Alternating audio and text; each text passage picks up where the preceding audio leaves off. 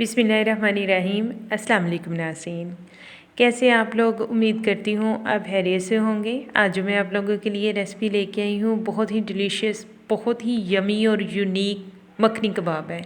इससे पहले कि मैं अपनी रेसिपी की तरफ बढ़ूँ, आप मेरे चैनल को जल्दी से सब्सक्राइब कर दें। तो चलिए स्टार्ट करते हैं। सबसे पहले मैंने 300 ग्राम दाल ली। दाल को अच्छी तरह से साफ़ किया। साफ़ करने के बाद 1 से 2 घंटे के लिए मैंने इसे भिगो दिया था। भिगोने के बाद मैं इसे एक प्रेशर कुकर में डाल रही हूँ। आप देसी में भी डाल सकते हैं। दादर किया हुआ मैंने ज़ीरे का 1 चम्मच लिया है। दादर की हुई सौंफ का 1 चम्मच मैंने लिया है। और दादर किया हुआ ही मैंने खुश्क धनिया जो है वो इसमें लूँगी। अब इन तीनों इंग्रेडिएंट्स को मैं दाल में शामिल करूँगी। अल्हम्दुलिल्लाह से दाल में शामिल करने के बाद 2 मैंने मीडियम साइज़ के प्याज लिए। प्याज को छील के साफ़ करके धो के इन्हें बारीक काट लिया, वो भी मैं इसमें शामिल करूँगी। 3 गठियाँ जो हैं मैंने लहसुन की ली हैं, वो इसमें शामिल करूँगी। गरम मसाला लिया है, वो इसमें शामिल करूँगी। फिर जी मैंने 2 दालचीनी ली हैं, वो इसमें शामिल करूँगी। काली मिर्च जो है वो मैंने 14 से 15 दाने लिए हैं।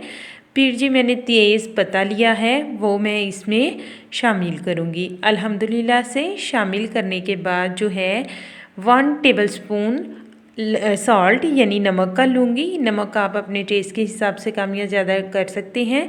रेड चिली फ्लेक्स और हाफ़ टेबलस्पून जो है वो मैंने हल्दी का लिया है। फिर 1 टेबलस्पून भर के मैंने अदरक का पेस्ट लिया है और 3 मैंने हरी मिर्च ली है।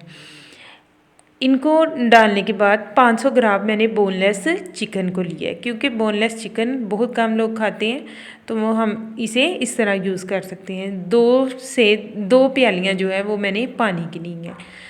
प्रेशर कुकर बंद करने के बाद तकरीबन मैंने इसे 10 से 15 मिनट लगवाए। और दाल इतना पानी डालना है कि दाल सिर्फ इसके अंदर डूब जाए। ये देखिए अल्हम्दुलिल्लाह से 10 से 15 मिनट लगाने के बाद ये रेडी हो चुका है। अब मैंने इसे अच्छी तरह से चॉप कर लिया है। चॉप करने के बाद जो है वो मैं इसमें 1 अंडा शामिल करूँगी। फिर जी मैं इसमें भूल गई थी 2 टेबलस्पून जो है बटर के डालने हैं आपने, मेल्टेड बटर फ्रेश हो। फिर जी मैंने इसके कटलेट्स तैयार कर लिए हैं। मैंने तवा लिया है, आप सॉस पैन में जिस चीज़ में बनाना चाहते हैं, डीप फ्राई करना चाहते हैं तो डीप फ्राई करें, लेकिन मैंने शैलो फ्राई किए थे। बटर को अच्छी तरह से मेल्ट करना है, मेल्ट होने दें। अच्छी तरह से गर्म हो गया, मैंने कटलेट्स उसमें डाल दी। अब ये इनकी एक साइड पक चुकी थी, दूसरी साइड के लिए मैंने इन्हें टर्न किया था। तो अल्हम्दुलिल्लाह से रेडी हो चुके हैं। उम्मीद करती हूँ आज की आपको वीडियो बहुत अच्छी लगी होगी। ज़रूर ट्राई कीजिएगा, मुझे अपने फीडबैक से आगाह करते रहिएगा।